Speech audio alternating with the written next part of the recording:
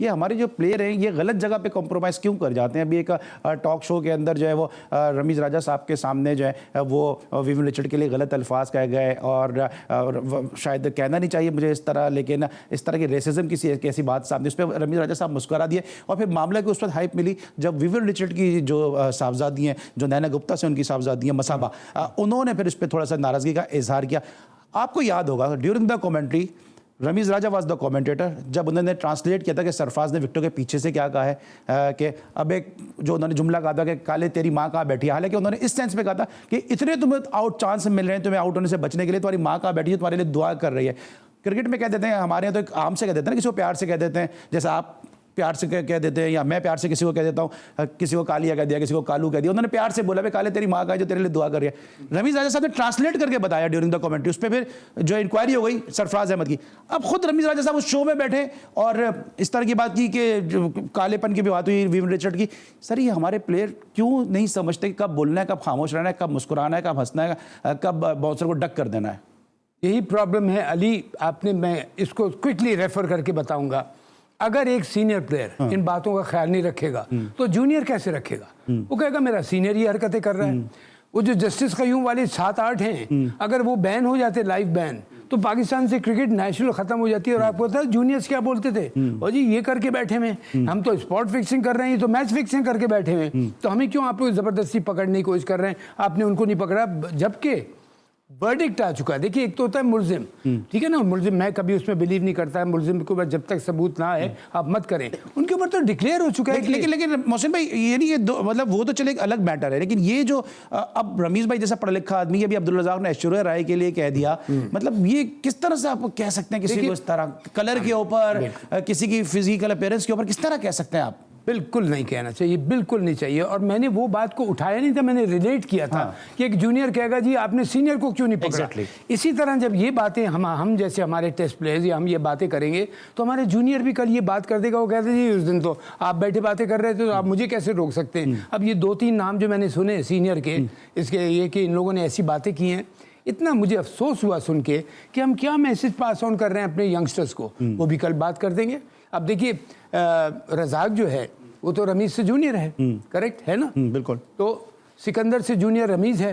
अगर सिकंदर कोई गलत उसने जो बात जो पिच के बारे में उन्होंने कहा, हाँ, तो अब वो दूसरा सुनेगा, वो कर देगा, तो उससे जूनियर फिर वो कहेंगे। तो अब ये बच्चे जो हैं हमें सरफराज इन सबसे जूनियर है, सरफराज ने भी कहा। सोचिए इससे कि वो कहेगा जब उसने कह दिया तो मुझे आप क्यों पकड़ रहे हैं, आपने उसको क्यों नहीं पकड़ा? देखिए ना यहाँ तो आके मैं जो रिलेट कर रहा था बात को रिलेट कर रहा हूँ कि जूनियर ने कहा मैं तो स्पॉट फिक्सिंग कर रहा हूँ, तो मैच फिक्सिंग करके बैठा हुआ है, आपने उनको छोड़ दिया, आप मुझे कैसे पकड़ेंगे? तो ये मैं कर रहा हूँ कि अगर मैं आज बैठ के यहाँ तौबा नाउज़ुबिल्लाह अगर कोई बदतमीजी की बात करूँ तो मुझे यंगस्टर सुन के कहेगा यार ये सीनियर आदमी बात कर रहा है तो मैं भी कर लेता हूँ। इसलिए कि देखिए ज़माना हो रहा है चेंज। और I tell you what Ali, मैं अपने सारे पेरेंट्स को सलाम करता हूँ जो अपने बच्चों को अच्छी तरबियत देते हैं, लेकिन मेक श्योर कि बच्चे उसको अपने संभालें अपने सिस्टम में।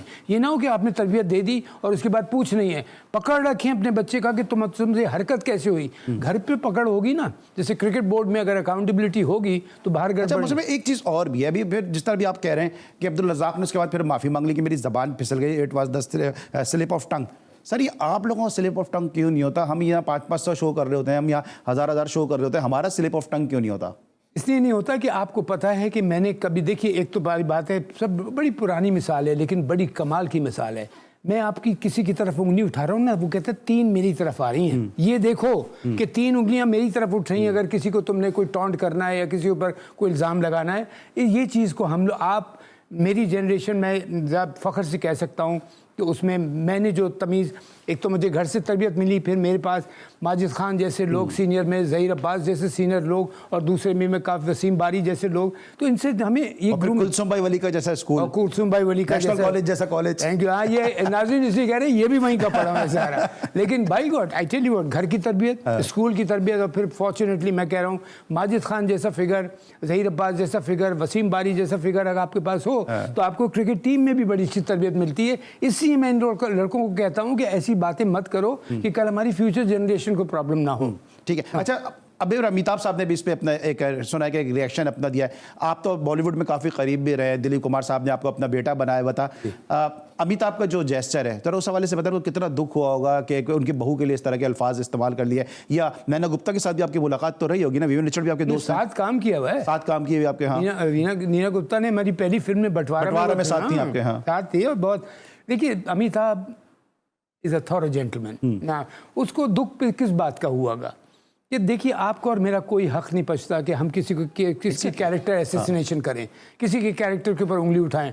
ये अल्लाह और उसके मामला, बंदे का मामला है। जैसे कहते हैं ना, नमाज के लिए किसी को ज्यादा तंग वो नहीं करें, ये अल्लाह और बंदे का डायरेक्ट मामला है। हुकूकुल इबाद इंपॉर्टेंट है, उस पर रखें और कभी भी किसी की कैरेक्टर एसेसिनेशन नहीं करें। इस वजह से कि जब तक अगर कंफर्म खबर भी होता है ना, अल्लाह ताला कहता है तुम दूसरों की बुराइयां छुपाओ, मैं तुम्हारी बुराइयां छुपाऊंगा। अगर कंफर्म भी मिले तो आप बात ज्यादा ना करें।